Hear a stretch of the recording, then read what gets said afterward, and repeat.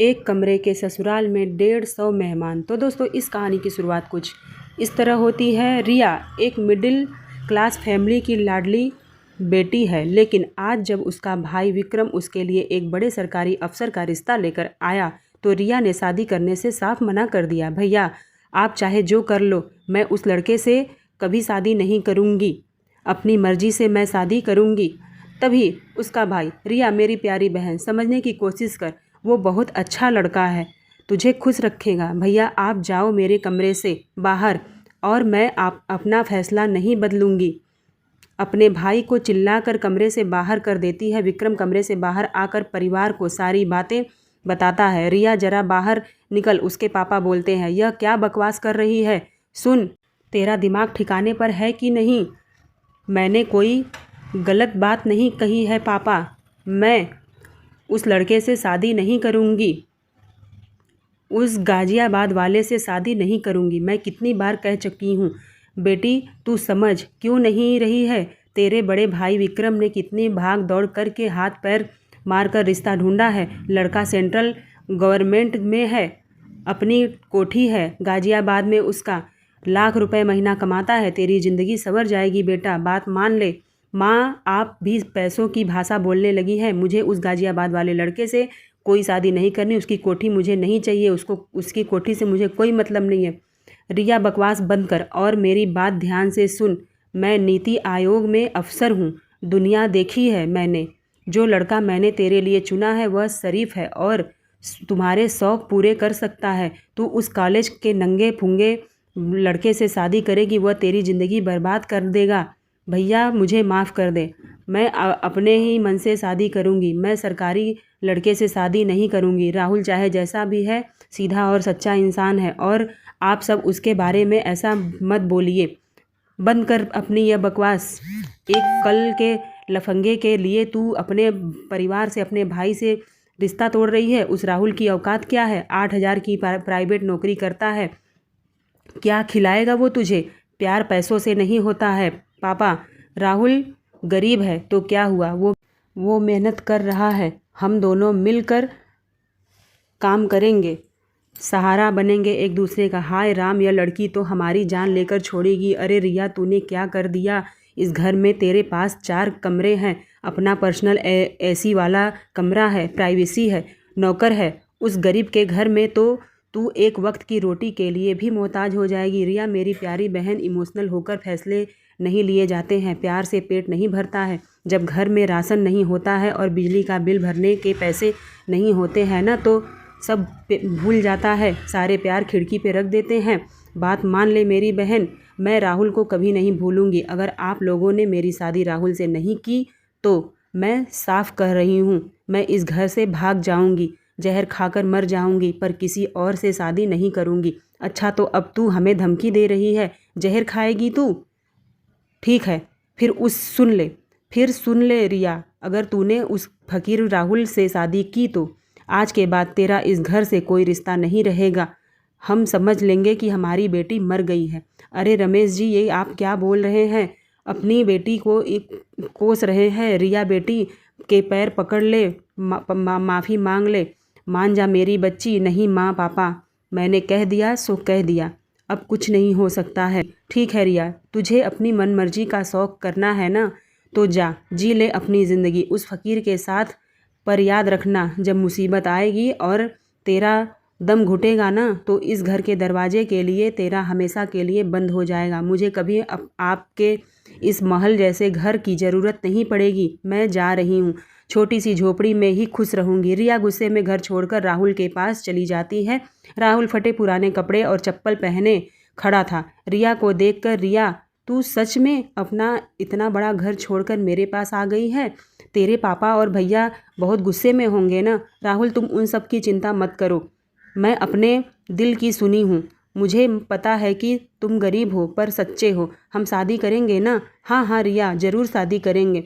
पर रिया मेरे पास तो तुम्हें देने के लिए कुछ भी नहीं है, ना अच्छा घर है ना गाड़ी है। मेरी तो 8,000 की नौकरी है, उसमें क्या होगा। मुझे किसी महल की ज़रूरत नहीं है राहुल, मुझे बस तुम्हारा साथ चाहिए। हम मिलकर सब संभाल लेंगे। हाँ हाँ हम सब संभाल लेंगे। इसके बाद रिया और राहुल दोनों मंदिर में जा कर के शादी कर लेते हैं और राहुल रिया को अपने घर ले आता है। राहुल की माँ रिया गृह प्रवेश कराती है और रिया अपने कमरे में छोटे से ससुराल में आती है और चारों तरफ देखकर, हे भगवान, यह कैसा घर है, यहाँ तो बस एक ही कमरा है, इसी में रसोई, इसी में सोने की जगह, इसी में सामान, इसी में ससुर देवर ननद एक साथ रहते हैं। मेरा तो दम घुट रहा है यहाँ पर। कोई बात नहीं रिया, तूने प्यार तो चुना है, हिम्मत रखो। आओ बहू, अंदर आओ। देखो हमारा घर छोटा ज़रूर है पर दिल बहुत बड़ा है। अब तुम दोनों की शादी तो मंदिर में हो गई है, हम तो अपना ही लेंगे न, पर मोहल्ले वाले बातें बना रहे हैं। बहू, आसपास के रिश्तेदारों को तो हमने बुलाया ही नहीं। काम से कम एक छोटा रिसेप्शन या दावत तो देनी पड़ेगी ना, वरना बिरादरी में हमारी नाक कट जाएगी। हाँ भाभी, आप चिंता मत करो, हम सब एक ही कमरे में एडजस्ट कर लेंगे। आप और भैया चौकी पे सो जाना और हम ज़मीन पर चटाई बिछा कर सो जाएंगे। तभी छोटा देवर बोलता है, हाँ हाँ भाभी, हम लोग तो रोज़ ही चटाई बिछा कर के सोते हैं, कोई दिक्कत नहीं है। रिया अपने कमरे में ससुराल को देखकर घबराई हुई होती है। तभी सास शांति देवी का पुराना कीपैड फ़ोन ज़ोर ज़ोर से बजने लगता है। हाँ माताजी प्रणाम। हाँ, मैंने बताया था ना कि राहुल ने अपनी पसंद से शादी कर ली है। जी अम्मा जी, राहुल को घर ले आए। क्या कहा? ऐसे बिना किसी तामझाम के शादी कर ली? शर्म नहीं आई तुम लोगों को? चलो, अब शादी कर ही ली है तो बहू की दावत क्या शहर के उस चूहे दान में करोगी, एक कमरे के ससुराल में? जी अम्मा जी, सोच तो रहे थे कि रिश्तेदारों को बुला लें दावत पे। दिमाग फिर गया है तुम्हारा बहू। दावत तो गांव में ही होगी, पूरे पुश्तैनी घर में, सबको गांव लेकर आओ तुम। जी अम्मा जी, जैसा आप कहें, हम 2 दिन में ही गांव के लिए निकलते हैं। शांति देवी फ़ोन काट देती हैं। अब रात को जैसे तैसे बीत गई, लेकिन असली मुसीबत अगली सुबह होती है। एक कमरे के छोटे से मकान में 6 लोगों का रहना कोई आसान खेल नहीं था। अगली सुबह, हे भगवान, 6 बज गए हैं, मुझे बाथरूम जाना है, पर पूरा परिवार इसी जगह ज़मीन पर सोया पड़ा है। मैं पैर कहाँ रखूं? कपड़ा बदलने की कोई जगह नहीं है। अरे बहू, उठ गई तू? जल्दी से जा, बाथरूम में पानी आ गया है, 7 बजे तक पानी आएगा, फिर तूने पूरे एक दिन बाल्टी पानी नहीं मिलेगा। जी माँ जी, अभी मैं जा रही हूँ। भाभी ज़रा जल्दी करना, आपके बाद मुझे भी जाना है, मुझे कॉलेज जाना है। और हाँ, दरवाज़ा थोड़ा ज़ोर से बंद करना, कुंडी टूटी हुई है। तभी रिया, क्या कुंडी टूटी हुई है? फिर मैं अंदर, अरे सोनू, ज़रा मेरी खैनी की पुड़िया तो दे। जी पापा, अभी देता हूँ। और बहू, टॉयलेट से निकलकर ज़रा मेरे लिए कड़क अदरक वाली चाय चढ़ा देना। भाभी, चाय के साथ मेरे लिए 2 बिस्किट निकाल देना और मेरे स्कूल की शर्ट की बटन टूटी हुई है, उसे टाँक देना, ज़रा दबा देना। हे भगवान, या तो कुंडी टूटी हुई है और शर्ट का बटन टाँकना है, मैं कैसे कैसे करूं? मेरे मायके वाले सही कह रहे थे, जितना देर चाहो चावल लो और चलते बनो। रिया जैसे तैसे बाथरूम में जाकर आती है और छोटे से गैस चूल्हे सिलेंडर पर के पास बैठ जाती है। रिया, तू ठीक है तो? तेरा चेहरा क्यों उतरा हुआ है? राहुल, मैं कपड़े कहाँ बदलूं? कमरे में तुम्हारे पापा और सोनू बैठे हैं, पर्दा भी तो नहीं लगा है कहीं। वो रिया, वो तू कोने में बदल ले, अलमारी के पीछे ना, उसके पीछे खड़ी होकर कपड़े बदल ले, हम लोग इसी तरह रहते हैं। अरे राहुल, तू बाहर क्यों जाएगा? अब तो तेरी शादी हो गई है, काहे शर्माना है? तेरे लिए तो तेरा अपना ही घर है। आदत डाल ले बहू। माँ जी, आदत एक कमरे के में सबके सामने कपड़े बदलने वाली बात नहीं, मेरी कोई प्राइवेसी भी होती है। तभी रिया के ससुर बोलते हैं, लो आते ही नखरे चालू हो गए बहू। हम लोगों के ज़माने में तो 10-10 लोग एक कमरे में रहते थे। बहू, ज़रा चाय जल्दी लगा दो। क्या सच में पापा सही कहते थे?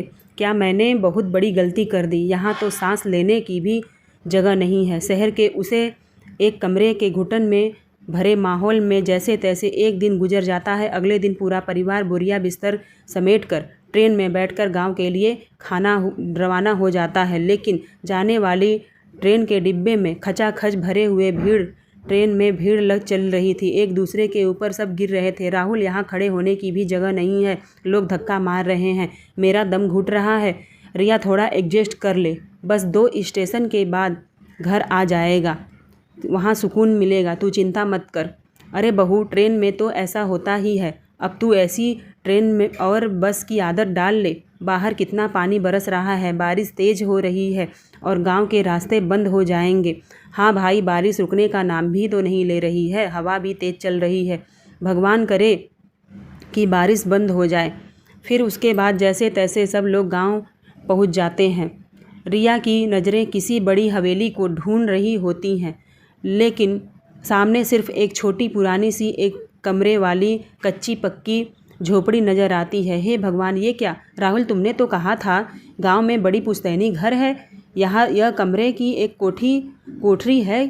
रिया, वो असल में हवेली में तो पहले हुआ करती थी, अब तो हवेली सब बंटवारे में चली गई। अरे बहू, सब दादा दादी और ताऊ ताई के हिस्से में बट गया, अपने हिस्से में बेचकर अलग अलग हो गए, सब शहर चले गए।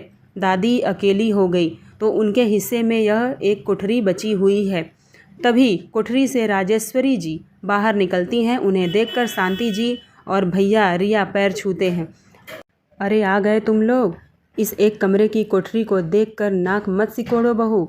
जो मेरी सेवा करेगा उसी के नाम सब जगह ज़मीन खेत करूँगी। तभी रिया, हे भगवान, यहाँ भी वही एक कमरा और छत से भी अभी पानी टपक रहा है। कैसे यहाँ पे मैं गुजारा करूँगी? मैं किस मुसीबत में फंस गई भगवान। भाभी देखिए, बारिश तेज़ हो गई है, छप्पर से अंदर पानी आ रहा है। सामान कहाँ रखें? अम्मा, रास्ते में पानी भर गया है, नाला बहने लगा है, अब तो कोई गांव से बाहर भी नहीं जा सकता। एक कमरा, टपकती छत और चारों तरफ पानी। अब मैं कहाँ जाऊं? गांव में उस एक कोठरी में अभी पूरा परिवार पहुंचा ही था कि आसमान में काले बादलों की ढेर लगी। तभी गांव में राजेश्वरी जी के नातिन सभी रिश्तेदार आना शुरू हो जाते हैं। उन्हें देखकर, माँ जी, ये क्या हो रहा है? ये इतने सारे लोग कहाँ से आ गए? 10-12 लोग एक साथ, पर ये तो 100-150 लोग कौन है? अरे बहू, यह कोई पराये नहीं है, यह सब अपने हैं। अपने 8 बेटों का कुबा है, पोते पोती हैं। पर माँ जी, इस एक कमरे के एक घर में 150 लोग कहाँ रहेंगे? यहाँ पर तो पैर रखने की भी जगह नहीं है। ए बहू, गांव देहात में ऐसे ही होता है, कोई रिश्तेदार बिना खाए नहीं जाना चाहिए। और सुन, बारिश में ट्रेन सबकी बंद हो गई है, अब ये 150 मेहमान 4-5 दिन तक यहीं रहेंगे। अरे नहीं बहू, 150 लोगों का खाना बनाना, भट्ठी सुलगाना जल्दी से करो, यहीं रहेंगे सब। हे भगवान, एक कमरे का ससुराल और 150 मेहमान, ये क्या मुसीबत है? मैं कहाँ फंस गई भगवान। बारिश का पानी छप्पर से टपकता रहता है, रास्ते डूब चुके होते थे। एक कमरे के घर में 150 मेहमानों का ऐसा तांडव मचा कि चारों तरफ चीख पुकार, धक्का मुक्की हो रही है। रिया अकेली भट्ठी और बर्तन के बीच पिस रही होती है। हे भगवान, एक कमरे के ससुराल में बाहर छप्पर के नीचे 150 लोग ठूसे हुए हैं। बच्चे चिल्ला रहे हैं, बूढ़े खाट पर हैं, आदमी ताश खेल रहे हैं और औरतें शांत बैठी हैं ज़मीन पर। रिया, तुम ठीक हो ना? नहीं, मैं ठीक नहीं हूँ, तुम यहाँ से जाओ, मुझे गुस्सा मत दिलाओ, चले जाओ यहाँ से। कोठरी में इस एक छोटे से टॉयलेट के बाहर 30-40 लोगों की लंबी लाइन लगी हुई है। सब एक के ऊपर एक गिर रहे हैं, दरवाज़ा पीट रहे हैं। तुम शांत रहो रिया, तुम इन 4 लोगों पर ध्यान मत दो। हाँ, नहीं दूंगी, लेकिन राहुल, 150 लोगों का खाना भट्टी पर, इतने गंदे बर्तन में, इंसान हूँ मैं। अभी अपनी परेशानी राहुल को बता ही रही थी, तभी बाहर से आवाज़ आती, ए बहू, चाय में चीनी तेज़ डालना और हमारे 20 बच्चों के लिए गर्मा गर्म पकौड़े छान देना, जल्दी करो। अरे पीछे हटो, टॉयलेट की लाइन से पहले मैं जाऊंगी, 1 घंटे से खड़ी हूँ। बहू, 10 रोटियां इधर भी भेज देना, मेरी धोती पर कीचड़ लग गया है, इसे घिस कर धो देना। भाभी, दादी की गाय, बकरी और मुर्गे चिल्ला रहे हैं, उन्हें चारा डालकर आइए, गोबर भी उठा देना। 150 मेहमान ऊपर से गाय, बकरी, चारा, मुर्गी। बहू, मेहमानों के सामने चिल्लाओ मत, बकरी और गाय को चारा देकर आओ। बहू, चुपचाप 150 लोगों की सेवा करो, नई बहू हो, सब कुछ झेलना पड़ेगा। एक कमरे के उस घर में मूसलाधार बारिश और 150 मेहमानों का ऐसा जमावड़ा, चीख चीख कर मच रहा है शोर। कमरे के कोने से सटे टॉयलेट के बीच रिश्तेदारों की ना खत्म होने वाली फरमाइश के बीच रिया अकेली तब पीस रही थी। तभी फिर से चाची की आवाज़ आती है, ए नहीं बहू, ज़रा चाय में चीनी तेज़ डालना, भट्टी और पकौड़े पर चढ़ेगी नहीं अभी तक। चाची जी अभी 150 लोगों की रोटियां सेकी हूँ, बस 5 मिनट दीजिए। 5 मिनट क्या बहू, एक कमरे के घर में 150 लोग ठूसे पड़े हैं, सब भूखे मर रहे हैं, ज़रा हाथ तेज़ी से चला। अरे अंदर कौन घुस कर बैठा है, 1 घंटे से 30 लोग लाइन में खड़े हैं, पेट में चूहे कूद रहे हैं, जल्दी बाहर निकलो। सब हल्ला कर रहे होते हैं। तभी रिया का ससुर, अरे टॉयलेट से निकल, सीधे कमरे में बिना चप्पल धोए कौन आ रहा है, पूरी चटाई खराब कर दी। भाभी, दादी की गाय चिल्ला रही है, उन्हें सानी पानी दे आओ ना। भाभी, मेरे लिए भी 2 बिस्किट निकाल देना, और हाँ, मेरी शर्ट पर प्रेस घुमा देना।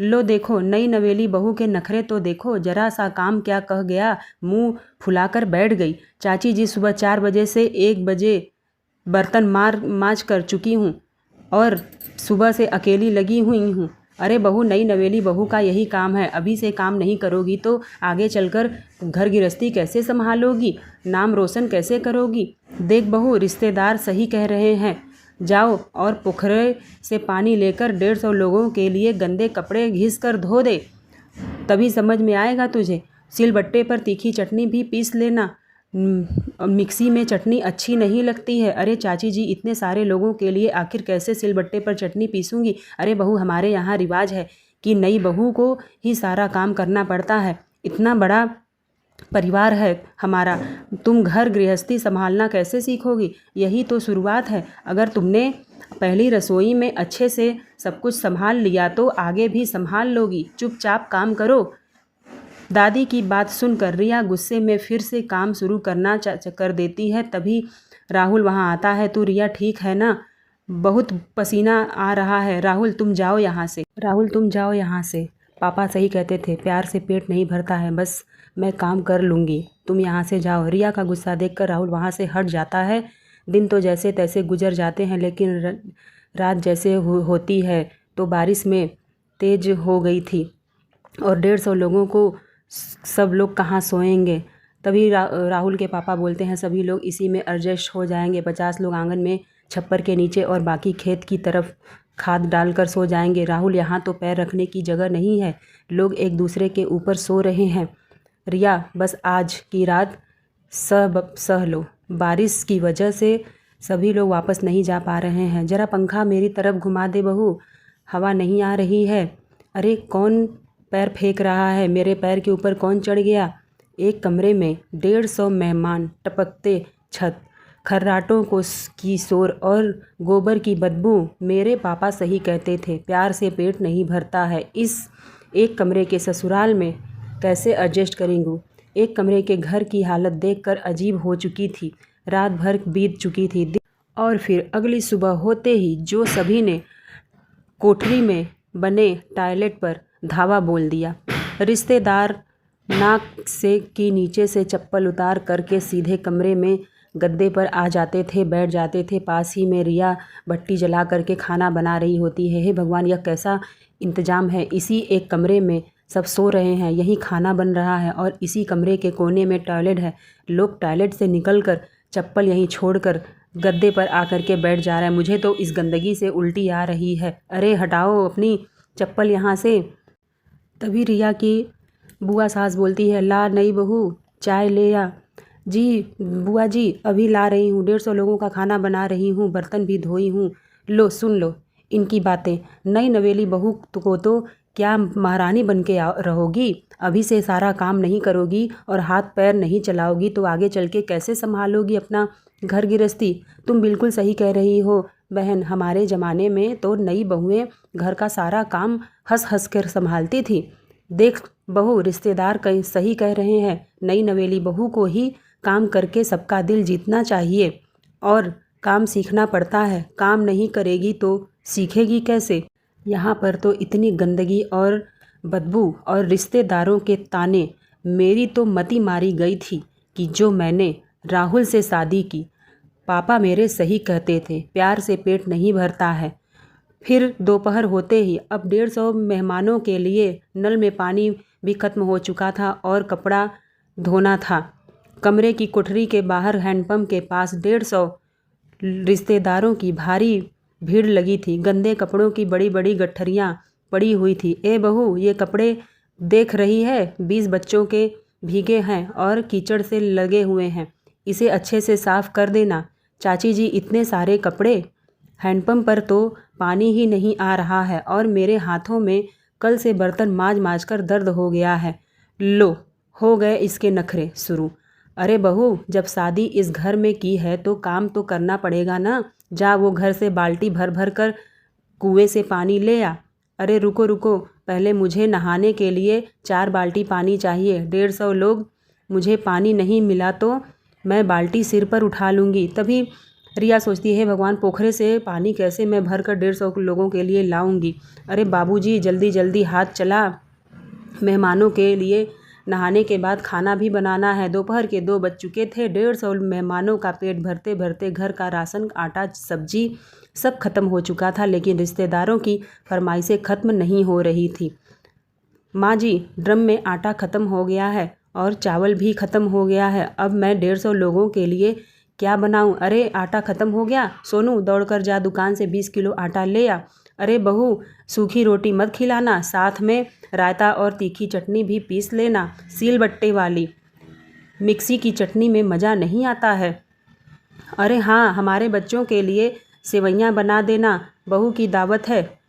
अच्छा अच्छा पकवान मिलेगा। सीलबट्टे पर चटनी, 150 लोगों के लिए सेवइयाँ, भट्ठी का धुआं मेरी आंखों में जा रहा है। मैं मर जाऊंगी, पर यह फरमाइशें नहीं ख़त्म हो पाएगी।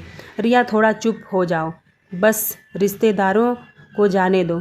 तुम चुप रहो राहुल, तूने मुझे इसी के लिए शादी किया था, 150 लोगों की नौकरानी बनाने के लिए। मुझे नहीं रहना यहाँ पर। बारिश और बाढ़ की वजह से गांव के हालत बहुत ख़राब हो चुके थे। 150 मेहमानों को खाने पीने का और काम के साथ साथ रिया पर दादी के जानवरों की जिम्मेदारी और 150 मेहमानों का खाना, बर्तन और कपड़े की कम थी, जो अब दादी के जानवरों की सेवा भी मुझे ही करनी पड़ रही है। अरे बहू, जल्दी हाथ चला, गाय के लिए और बकरी के लिए चारा डाल और मुर्गियों को दाना दे, और हाँ, रसोई में 20 लोगों का चाय चढ़ा दे। हे भगवान, 150 मेहमान, ऊपर से ये जानवर और ये गाय और एक बकरियाँ और मुर्गी। मैं इंसान हूँ या? तभी गांव के रास्ते पर कीचड़ के बीच सरकारी जीपों का काफिला आकर रुकता है। विक्रम वाटरप्रूफ जैकेट पहने अपने साथी के साथ गाड़ी से उतरता है। देखिए इंस्पेक्टर, बारिश से गांव की हालत ख़राब हो चुकी है, हमें तुरंत यहाँ मिट्टी डालकर रास्ता साफ़ करवाना होगा, तभी राहत की मिलेगी। हाँ, मैं राहत सामग्री नहीं पहुँचा पाएंगे, हालत वाकई बहुत ख़राब है। तभी विक्रम की नज़र अचानक रास्ते के किनारे बनी उसे एक कमरे की कोठरी के बाहर पड़ती है, जहाँ रिया भीगी साधारण सी साड़ी में कीचड़ में लथपथ गोबर का तसला उठाकर चल रही होती है। विक्रम के कदम वहीं थम जाते हैं। अरे भाई, क्या हो गया? क्या देख रहे हैं आप? ये मेरी बहन रिया है।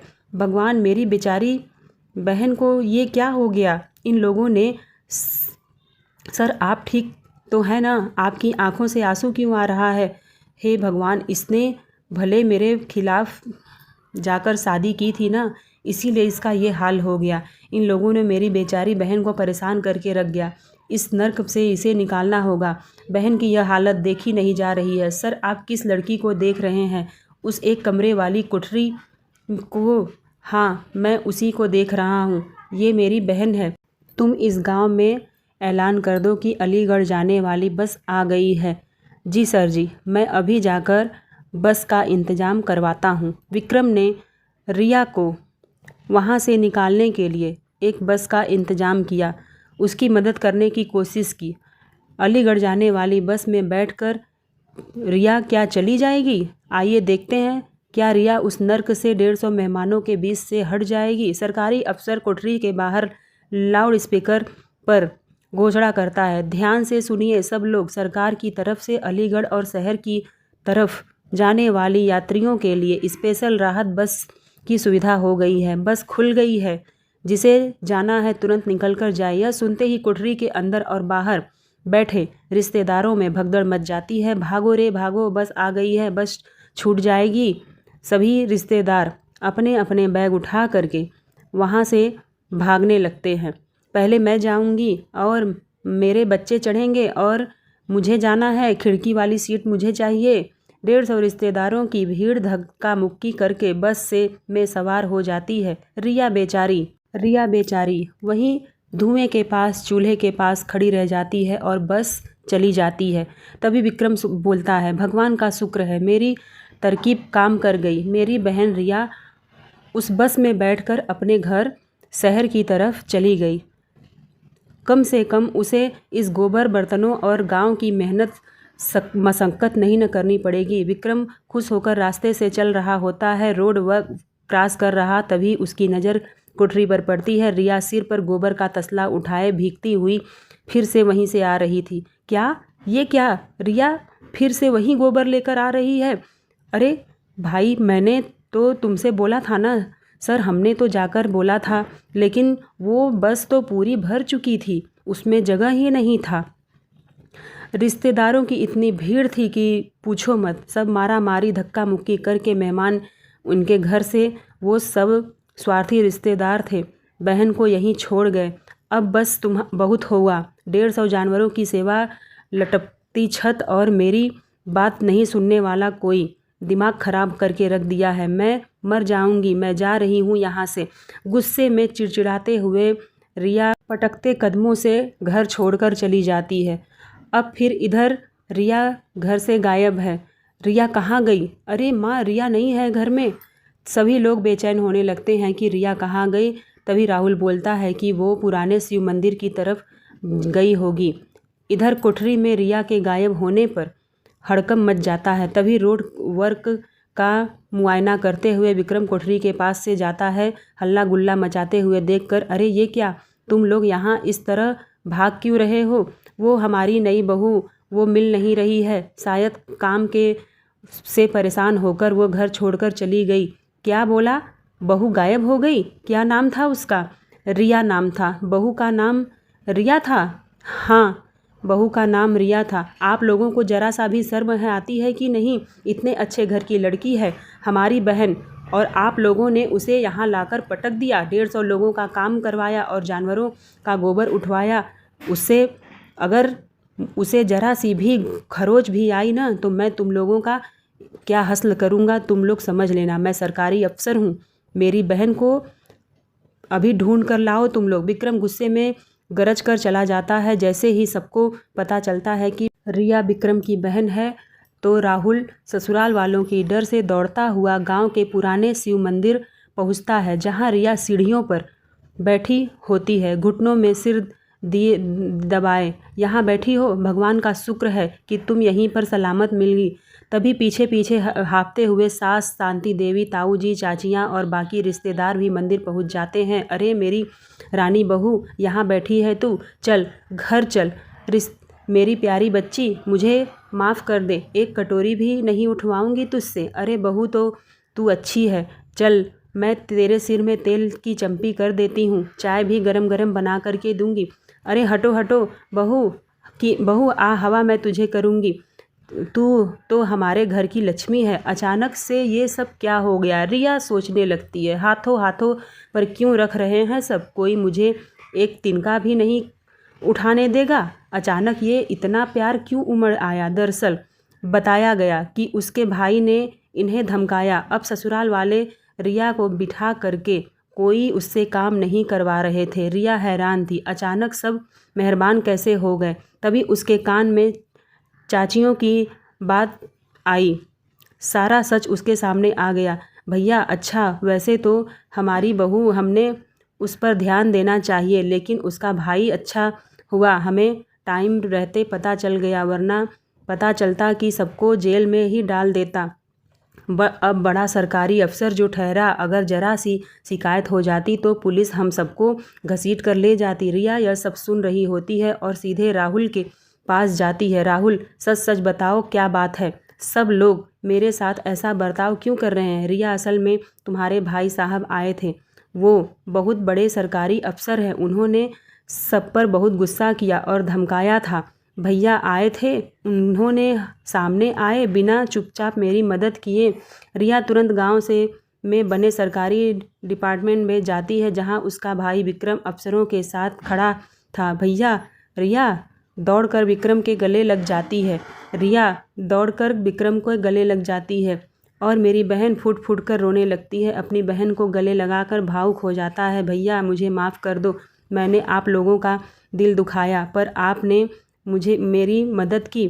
पगली, तू बगावत भी कर लेगी तो क्या मैं तुझे छोड़ दूँगा? तू मेरी बहन है। विक्रम तुरंत अपनी बहन के शहर जाने का इंतज़ाम करवाता है और फिर 150 मेहमानों के लिए साधन व्यवस्था करवाता है, उनको घर भिजवाता है। अपने घर पहुंच जाती है रिया, लेकिन 1 महीने बाद 1 महीना बीत चुका था। सभी 150 मेहमान अपने अपने घर लौट चुके होते हैं। राहुल और रिया अब अपने शहर वाले उसी एक कमरे के घर में खुशी खुशी रहने लगते हैं। एक दिन रिया, माँ जी, आज ये एक कमरे का घर कितना खाली खाली सूना सूना लग रहा है ना? हाँ बहू, जब वो 150 मेहमान थे भले ही आफत थी, पर चहल पहल बहुत था, लेकिन अब सूना सूना लग रहा है। ताऊ के बच्चे ही तो हैं माँ जी, रौनक तो बहुत थी। माँ जी, कभी कभी अपने सारे मेहमानों को अपने घर एक कमरे के ससुराल में बुला लिया करें।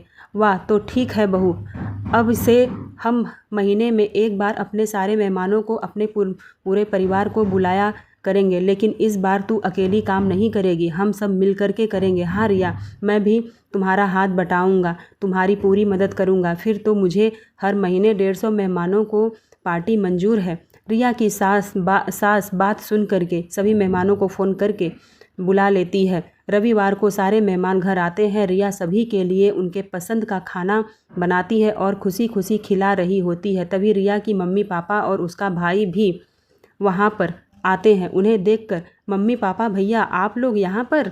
हाँ बहन, अब तेरे ससुराल वालों ने बुलाया था तो कैसे नहीं आते, लेकिन हमें खुशी है कि तू अपने ससुराल में खुश है। हाँ बेटा, हमें तो पता ही नहीं था कि एक कमरे के ससुराल में मेरी बेटी 150 मेहमानों को इतने प्यार से संभाल लेगी। हाँ मेरी बच्ची, खुश रहो। रिया को फिर से अपना पूरा परिवार मिल जाता है। लेकिन दोस्तों, अगर आपके घर इस तरह 150 मेहमान आ जाएं तो आप क्या करेंगे? कमेंट सेक्शन में हमें ज़रूर बताइएगा। साथ ही अगर आप रिया की जगह होते तो क्या करते, ये भी बताकर जाइए। दोस्तों, ये कहानी आपको कैसी लगी हमें कमेंट करके ज़रूर बताइएगा। अपना प्यार और सपोर्ट बनाइए और मेरे चैनल पर सुपर चैट चालू हो गया है तो प्लीज़ ज्वाइन बटन दबाइए और हमें सपोर्ट करिए। धन्यवाद। राधे राधे। मिलते हैं नेक्स्ट वीडियो में।